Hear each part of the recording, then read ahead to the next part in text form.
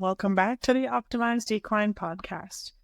In this episode, we are going to cover part 2 of a rather in-depth conversation that Vanessa and I had around bits and headgear and teeth and jaws of horses. So, hopefully you've already listened to part 1. If not, check it out. Let's get into part 2.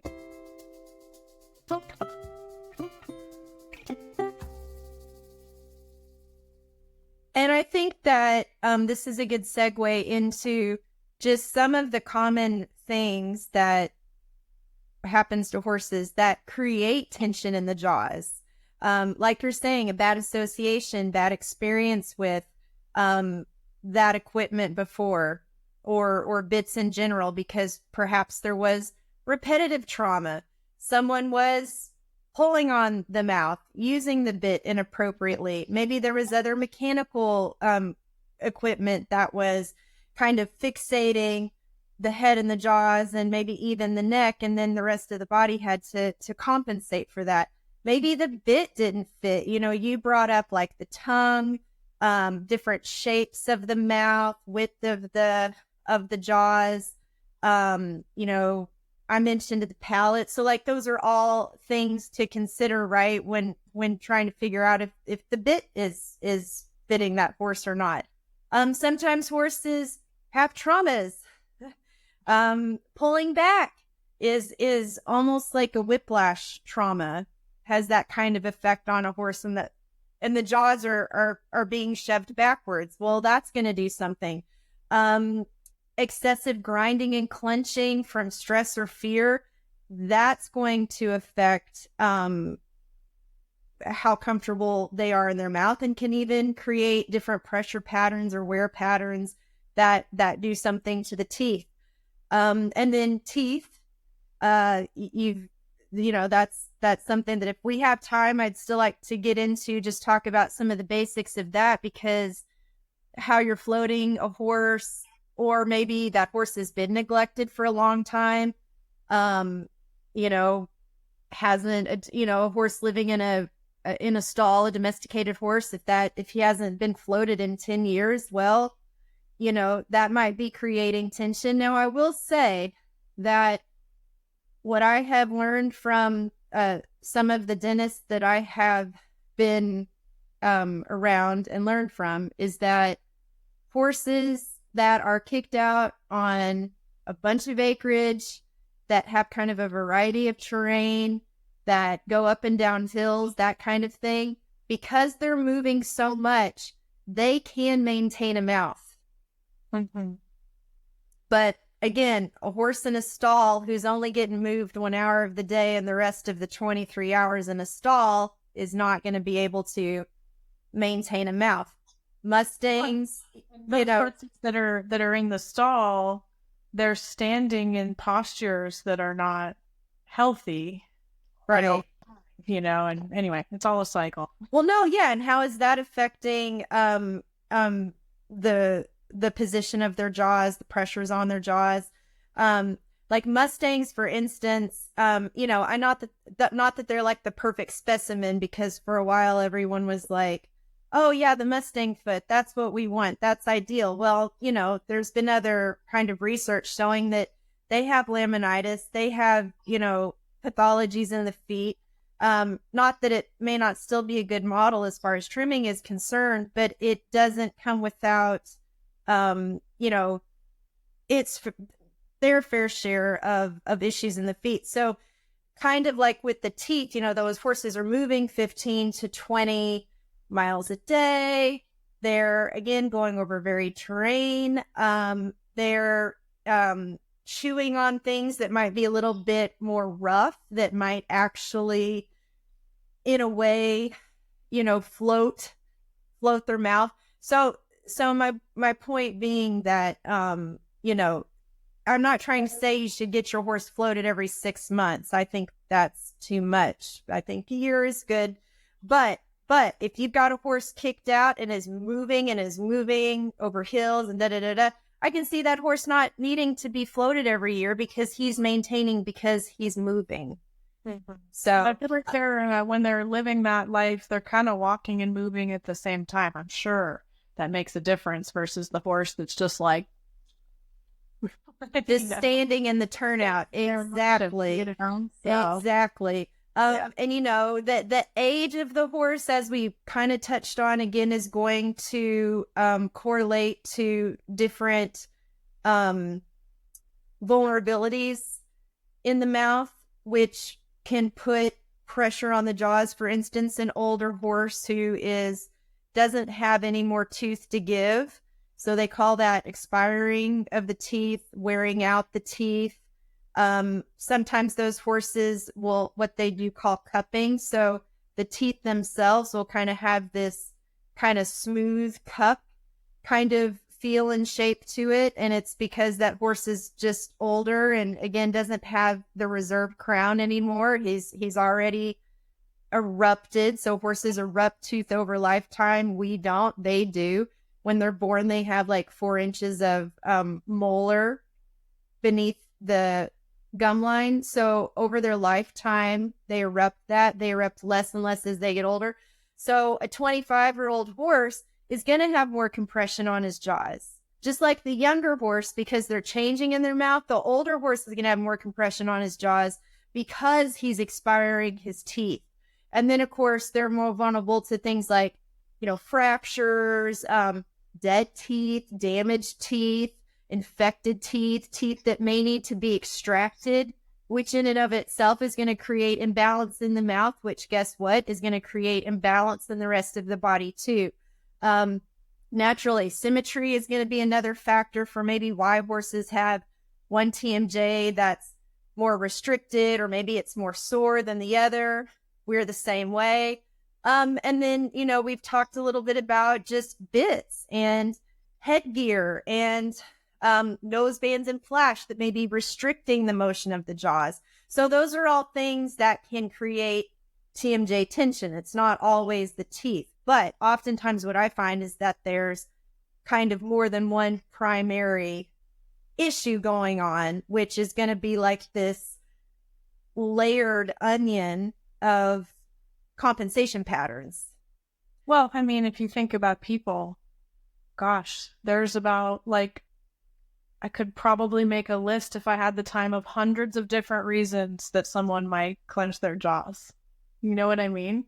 You don't have to be all, you don't have to be all sciencey about it if you think about it that right. It's a lot of different reasons why someone might be a little and they're doing it too. And stress, just the lifestyle of a horse. I know you're big on that. You're big on wanting to manage them in a way where they have friends, where, their tummies are happy, where they can move, where they're not just fed twice a day. I mean, you're trying to give a life to these horses that aren't necessarily in their natural state that is as close as possible to comfortable, right? So yeah, just stress causes us to always clench up in our mouths. And horses are going to be inherently stressed just like us, but also because we ride them, we do things with them, we separate them from their friends, we keep them in stalls, we do the best we can, we really do, but it comes with a certain degree of stress, period, which is going to reflect in the jaws and the body. Yeah. I have a visitor here right now. Oh, okay. Quiet visitor, but she called. Okay. Oh, so I do have a little spiel that's pretty succinct about the jaws from an osteopathic standpoint, if we want to go into that now or not. Yeah. Okay. Yeah. All right. Cool. Okay. So I'll go ahead and talk a little bit about the anatomy of the TMJ, and some of the things that can go wrong with it. Let me get my skull back here. So I already kind of pointed out, when we're talking about the TMJ, you talk about the jaws, we're talking about this part. So the mandible is the lower jaw. This is called the maxilla. And this is the junction of the temporal bone in the mandible, so temporomandibular joint. In here is an intra-articular disc. So kind of like the meniscus disc that's in your knee. That is in between two synovial fluid compartments, and that disc moves when the TMJ moves. And it should be kind of centered in between the temporal and mandibular. Sometimes what happens is it gets a little out of position. It's a little forward or it's a little backwards. That's something that can happen. Sometimes the problem is with the joint itself. So it's a very tight joint. There's a lot of compression on that joint. I've said the word compression in this talk, and all that means is what it sounds like. There's a compression. There's likely in the joint capsule an imbalance of pressures. So kind of a negative pressure. So that's what we would call compression. So you've got the bony parts and you've got the soft parts. So that intra-articular disc, and you've got a lot of ligaments there as well. Interestingly, Barral he says that the intra-articular disc kind of harmonizes the pressures of the jaw, which I kind of like, because osteopathically, I do find most of the time a horse does have one TMJ where that meniscus, that intra-articular disc, isn't moving like it should. Again, it's either kind of squirting forward or squirting back, and there's some ways that we can try to kind of help that be more functional. This is all part of a system called the stomatognathic system, which sounds super, super fancy. Super fancy. But all it means is it's on the horse, all of the body parts from kind of the shoulder girdle area forward that control swallowing, chewing, and biting. And many problems with this system actually come from the teeth. It's kind of, a primary issue when you're finding tensions and restrictions anywhere in those structures from the shoulders forward. So like I've said, there's a couple different things that can go wrong there. You can have a lot of compression. You can have a disc that's not exactly doing the intra-articular disc. Sometimes it's not doing what it should be doing. And what I'm checking for too is motion in the jaws. So what I'm checking for is, can I kind of slide those jaws like this? So dentists call that AP motion. It's forward and backwards motion. Okay. But I also want to find a decompression. I want those jaws to be able to decompress. You also have lateral motion, or lateral excursion is what dentists call it. So those are all kind of issues I can find. Things compressed, things not moving in those jaws. The TMJ itself, again, is an important part of the stomatognathic system, swallowing, chewing, biting. But it also is a very important area in a horse's proprioception. So where they think their limbs are, their body is in relation to itself and the external environment. About 30% is what I have read from Dr. Sandy Howlett. And that's because in that mid-ear sits your cranial nerve 8, vestibular cochlear, which is equilibrium and balance. So that temporal bone on us here is super important in how that influences our sense of stability. There's so many things that are like, it's so detailed, all these pieces and the way they connect to the whole body. And it's just kind of funny because I think for the longest time, you think of dentistry and you just think of like your horse eating. Well, I do want to make sure they can eat a and get nutrition and all of that. But honestly, when you start to learn all the pieces that are connected, shoot, like if you have a problem that's showing up as, oh, my horse isn't getting nutrition, or like it has a tooth problem, like that's so far down the line of things that have been affected. I feel like every single thing you have said so far is a more fine-tuned, like a really fine-tuned piece of the puzzle. Man, if your horse is so bad off that they can't eat and get nutrition, man, think of all the other things that are like, well, good point. you know, like if you just look at teeth and that piece of it and their nutrition, man, you're gonna not see problems till it's like really hard on the line, you know? And what do those, and what do those things lead to? Like, digestive issues really start in the mouth. How is that horse chewing? Is that horse able to cut and grind its food into these small particle sizes? That's a problem, because if they're not able to do that and you have too big of particle sizes going through the gut, you're, like you just said, you're not going to get the nutrition absorption. Mm-hmm. And it can create, bad bacteria, leaky gut. So the lining of the gut becomes more permeable, loses integrity than you would like.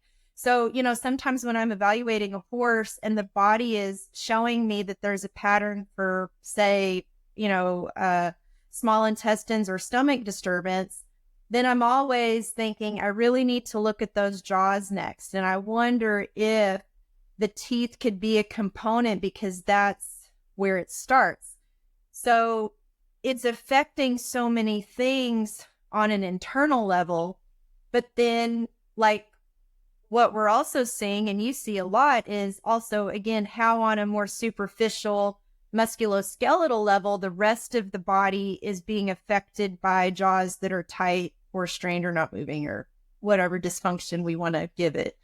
And that jaw is moving when the horse is moving. It's not just when they're eating, right? It's an integral part of all the parts and pieces. So, when a horse is just walking and kind of has, Jillian Kreinbring explains this really well, but when you're kind of following the footfalls of a horse, it's a pendulum motion, right? So that head and neck have a gentle pendulum sway in that walk. Well, guess what? Your jaw's moving too. It's moving in that same kind of figure eight elliptical motion. So earlier when I was talking about the jaws as a gear shift, that if that motion isn't happening, that's when you're going to get stuck in the gears. The other thing about that particular area is that there's a high concentration of pain receptors that ramp up your nervous system in a way that we don't love. So what we call the autonomic nervous system is your part of the nervous system that you're not even aware of sometimes, and especially the internal processes are happening. So the sympathetic mode would be fight or flight, and the parasympathetic mode would be rest, eating, digesting, breathing. Ideally, I think we want kind of a balance there. We want a balanced autonomic nervous system. But certainly if you have a lot of pain, and again, you have a lot of receptors here, it's going to ramp up that part of the nervous system that we don't love when we're trying to learn or just relax in general. And I have this skull here. So on us, the orange part is the temporal bone, and I just don't have the rest of it on the skull to show you, but I just wanted to show you there on the human there. Anyway, so those are kinds of some of the functions of the TMJ, and I'm sure there's others, and there's a lot of cranial nerve type information to say about it too, but that's a very specific study. So I'm just going to kind of throw out the things that I think are very applicable to kind of what you and I see. But first, I wanted everyone to kind of do this exercise because it really shows you how in particular the jaw affects the poll. So if you are talking about a horse's head carriage, and especially in motion, the jaw, again, as we've talked about, is very important in that and how the horse is going to move the rest of the body. So try to think about, try to bend here. So right at the base of your skull, if you flex your head forward, try to feel what your jaw does. So what you should feel is that jaw sliding forward. Now, if you extend your head back, you're going to find that the jaw slides backwards, okay? And if you don't, then you have a jaw restriction or a disorder, we should say. In osteopathy, we call restrictions disorders. So imagine then for me to correctly flex then at the back of my skull and the very first part of my neck vertebra, my jaw has to be able to slide forward. So imagine if I'm a horse and I can't do that. If you restrict your jaw and you try to flex, you're going to be doing it further down your neck. That's exactly what horses do. So one of the things you can tell just by looking at the horse when they're going and how they're carrying their head is what is the highest point, right? So the poll should be. It shouldn't be further down the neck. They shouldn't be behind the vertical either. And if they are, now that could truly be an issue with the poll. It's not moving in a full range of motion. There's too much tension. But many times it's because those jaws aren't mobile. And it creates a problem at the poll. So then the horse has to compensate further down to flex. He's being asked to flex, and he has to do it somewhere else, which further down is not great. The spinal cord in particular is a little bit vulnerable right around C1, C2. So that's also where you have a lot of what they call suboccipital muscles. And that's also where you have actual fibers that are connecting between the muscles there and the outer part of the spinal cord, which is the protective part of the spinal cord called the dura mater. You also have bursas, so fluid-filled sacs, of your nuchal ligament, all in that C1, C2 area, so right below the poll. That's where a lot of horses bend, flex. That's not good. So again, what's causing that? Many times it's the mouth. The jaws aren't able to slide forward. It's not always the teeth causing that, but we know that they influence the jaws quite a bit. And you'll see on these horses too, you'll see their jaws kind of shoved backwards, right? You won't see kind of a relaxed mouth. And sometimes you see a lot of thick saliva when the horse is being ridden, or they're, put in some kind of frame. When you have that thick saliva, that's not correct. And this is why you have two different types of saliva that the cranial nerves are in charge of. The first, the cranial nerve 7, your facial nerve, is in charge of thin saliva. So saliva we have in our mouths, just anyways. And, I think you've brought this up before too. Like sometimes you see horses or field horses, you stick a finger in their mouth and they're like super dry. Like that's not good either. Okay. So we don't want an excess and we don't want a deficiency of that saliva. But your cranial nerve 9, your glossopharyngeal nerve, it produces the thicker saliva. That is produced when the body is getting ready to digest food. So you don't really want to see that when the horse is just being ridden around, right? It's not an appropriate response to what's going on. So what that means is that nerve is irritated, and bless you, and that nerve gets irritated, especially that one and your vagal get very irritated when there's a lot of jaw or pull tension. Now, your cranial nerve 10, your vagal nerve, they call it the wandering nerve, it actually has communication with your organs. So sometimes you can have something going on in the gut, like, just some general disturbance or ulcers. And it's because that nerve is so compressed in the head that now, because of that, we've created ulcers, all because of compression on that nerve going through pathways that are your pull and your jaw that are compressing that. So that's not great either. And then your 9 and 10 nerve, so glossopharyngeal and vagal, are in charge of swallowing. So you've seen that before too. I think we've talked about, or you've talked about horses that you see in that sympathetic state, and like they have like no saliva, or they have shallow breathing, or they're just not swallowing. Mm-hmm. And those can all be related possibly to irritation on those nerves because of jaw and pull tension. Because again, those are the pathways, those structures are the pathways where those nerves run.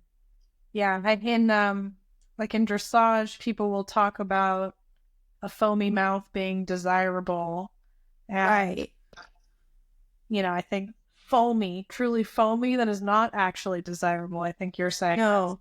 That's I did not know about the 2 types of saliva, so I think that's super interesting. I always thought that when it was excessively foamy that it was from not swallowing, which I've observed. But it's interesting to note that it is a combination of both, and or probably a combination of both. I've definitely seen horses with that I would say are in sympathetic, they're not in a relaxed, comfortable place, that have a dry mouth or that have spit like falling out of their mouth. And again, I always thought it was from not swallowing, but perhaps it is that thick saliva. I'll have to look at it in that way. Well, viscosity test. You should. That's going to be my new thing. It's going to be it's your thing. The horse spit whisperer. But yes, he's almost there. Hold on. He's not there yet. Well, yeah, I mean, your cranial nerves, again, it's a whole study, but they have a lot to do with not only your organs, right? But just they're so important. Swallowing, breathing, heart, lungs, that's, vagal nerve. There's a lot. Minor details like breathing. Just minor details. And I will say that too, like we were talking about bridling earlier, and ear sensitivity. So ear sensitivity, again, irritation, 7, 9, 10, spinal nerve 1 and 2. All of those nerves have a sensory component. So how you feel is inputted into those nerves. So again, sometimes those nerves get really irritated, and you go to brush the horse on the back of the ear like that, taking on and off a fly mask or a bridle on and off, and it's like something electric hit them. Well, that nerve is ticked off. Again, why? We have to figure out where the entrapment or the irritation is, and that's where, knowing your cranial nerves and where they enter and exit and all that good stuff will kind of help you pinpoint that. But if your horse has TMJ tension, we've already talked about some of those things. So maybe they have an excess of the thick saliva, or maybe they have a very dry mouth. Maybe you don't see them swallowing, or they're having trouble swallowing. There's also the equine pain scale, which has been really researched, and the information's out there, and it's really I think helpful too. Sometimes the position of their ears, where they're kind of downward and back. You've seen horses like that never kind of have their ears forward. Well, that can be because of cranial nerve irritation that is stemming from tension or restriction on the TMJs. Just looking at the jaw muscles on the side of the face, if they're becoming more pronounced or they're tense or increased tone of the lips and muzzle. Problems eating or chewing. Horses should not be chewing like this up and down.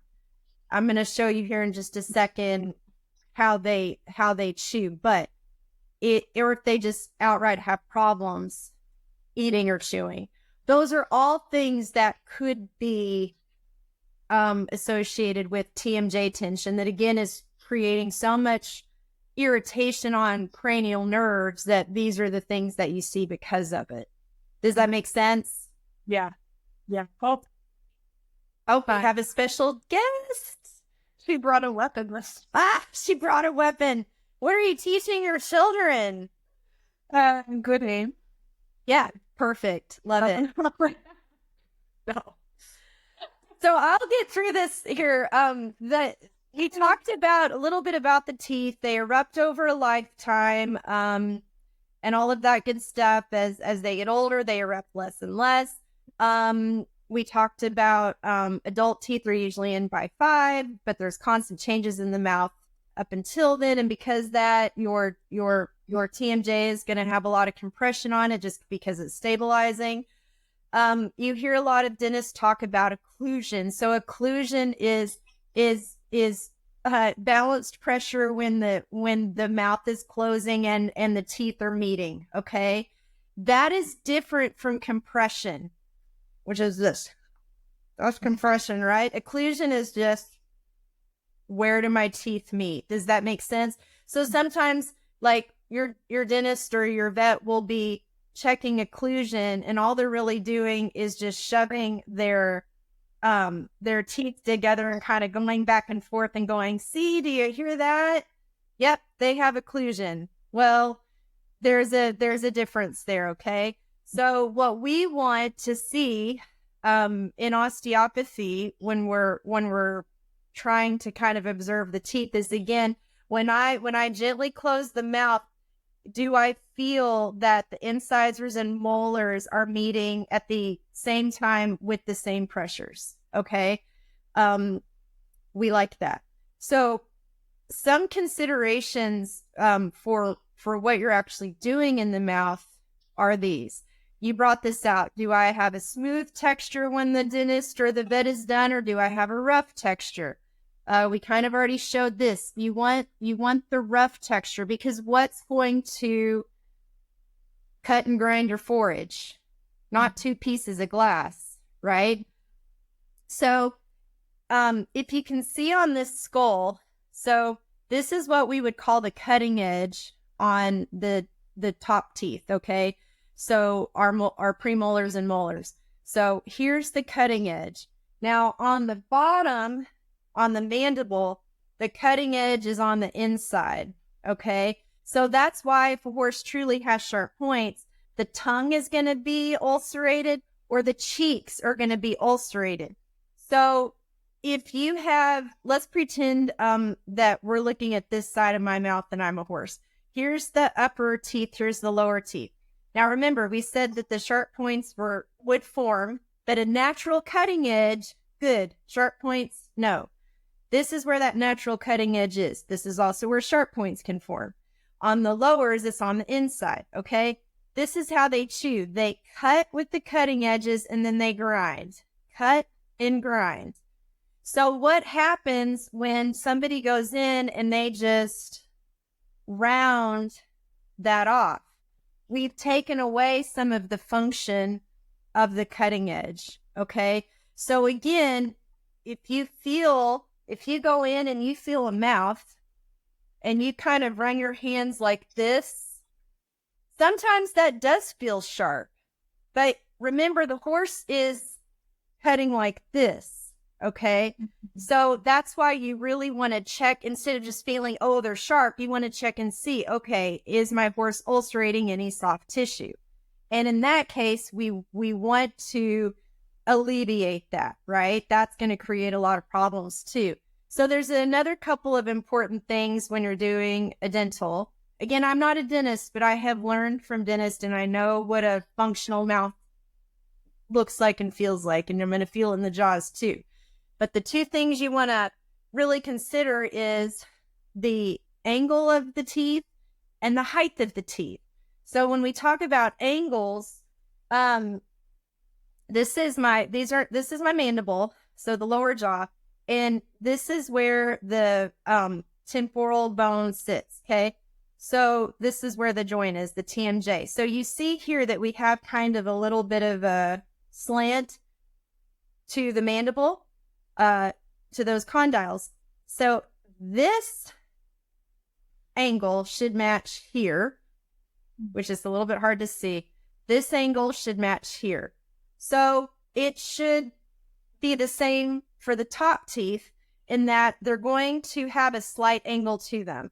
That angle is going to be dependent a lot on the anatomy and in individual anatomy of the horse.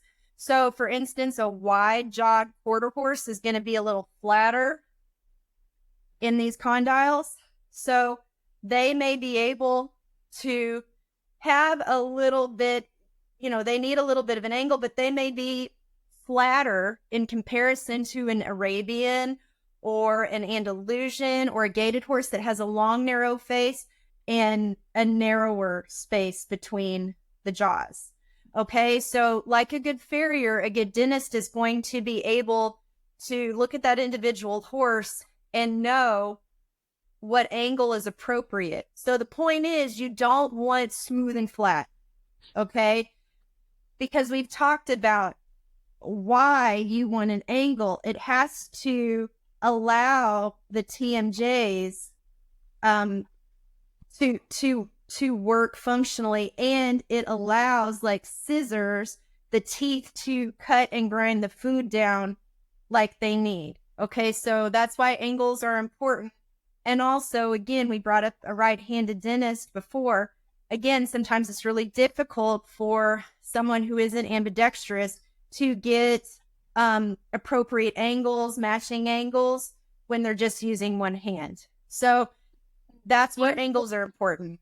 You, just like with feet, you say, angles are important, but it's angles matching, if you will, the anatomy. It's not like there's a one size fits all. Like, go do 45 degrees here. Exactly. Which is why I don't want someone coming in and just, I think what's the word we used before? Cosmetic. Right. Like, this is what it should look like. Well, it's going to look different based on, like you're saying, the shape of the jaws, the shape of everything. As always, you must zoom out. You must see what you're looking at here. Perfect. You said it perfect. Then, height of tooth. So, do we have enough material to work with? Or has that horse been overfloated and we have like a shorter tooth? Maybe we have a shorter tooth here, shorter tooth there.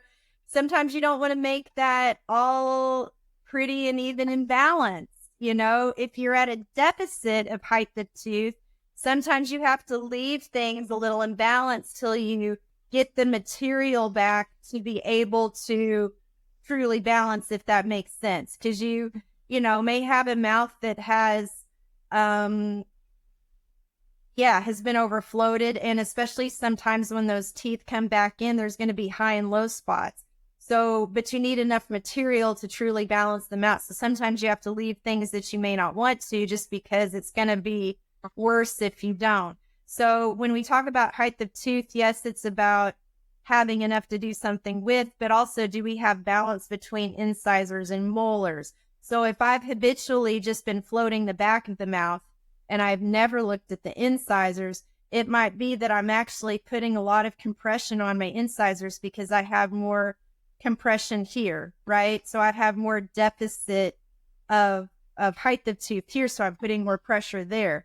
And what's interesting is, I think we'll get into that at another at another time. But the hyperstematosis that happens sometimes with horses where they want to pull the teeth, why does that happen? Well, the body lays down extra scaffolding, if you will, when there's strain. So imagine over time, if you've only habitually floated the back of the mouth, how much strain is going to be on those incisors.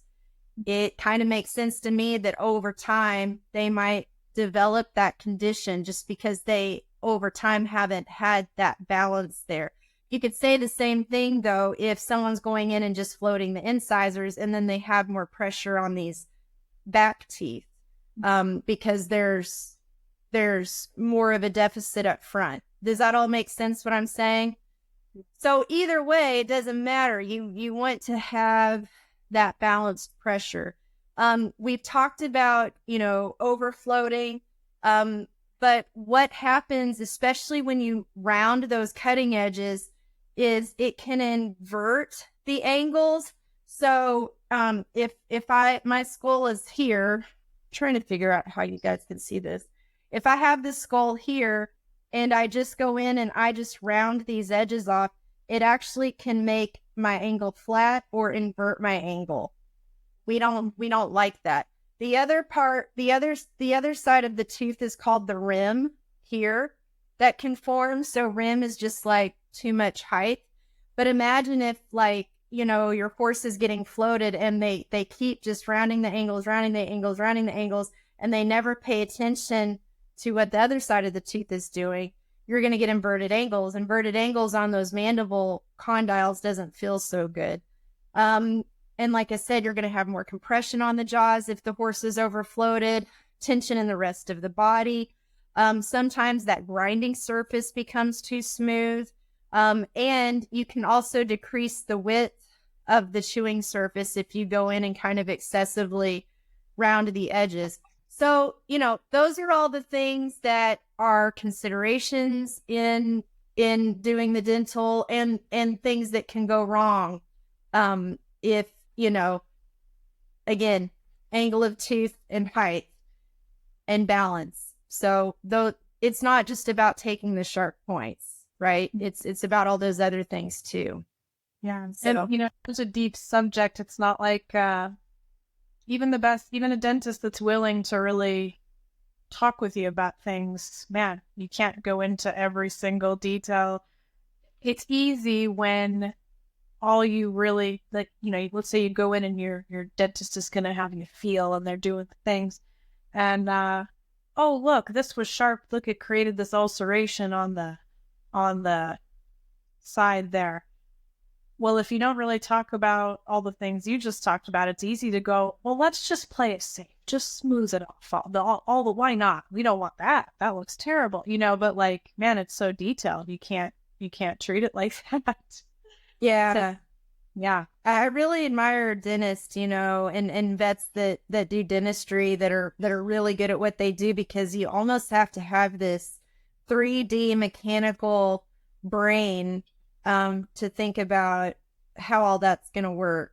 And like I said, I've just had the pleasure of learning from a couple of really good dentists, and work with one now on the East Coast who's also an osteopath. And it's lovely when, just all of the things are considered. And then, I know I've said this to you before, but one of the most important things, though, after kind of treating that horse, the horse gets floated, really taking away all the abnormal tensions that we can, is then how the trainer moves them and how that horse integrates and finds a new normal. Because you can do, this is also what I've seen. You can do all that wonderful stuff for the horse and take away some of their armor, some of their defense in getting them set up like I'm describing. If they go right back to being hauled on in the mouth, or asked to do too much, or a bad fitting saddle, or, feet that are not balanced, it's almost, I dare say, a trauma to set that horse up. when you say take away the armor, you're saying like you take away their tension, like they have the tension there, you take it away. If the training style puts it right back in, if that bit is a tension producer, Right. Right. but it is it does ensure you have a job. This is true. This is true. And I do like to make the distinction between like abnormal tension and kind of normal compensatory tension. But at the end of the day, sometimes too, what you find in the mouth are things that are the teeth are wearing in a way or compensating in a way because of something else going on in the body. And so, again, if you're doing like that cosmetic float where it all looks the same on every horse, you could actually be taking away, again, some of their ability to stabilize because they're trying to do it somewhere. And then you take that away and then you go put in a tension producing bit.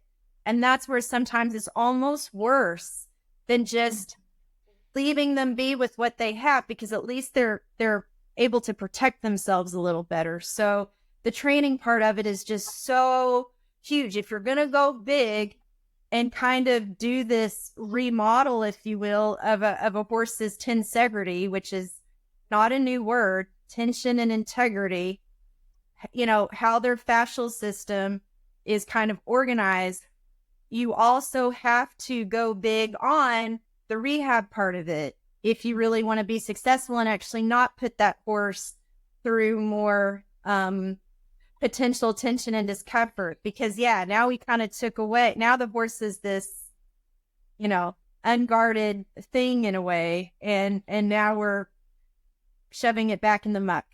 So that's why your job is so important. And that is a wrap on part 2 of our episode on teeth, jaws, bits, all the things. As you can see, they're all related. So I hope you enjoyed the episode. Remember to like, share, comment, subscribe. We really appreciate your support. We'll see you next time.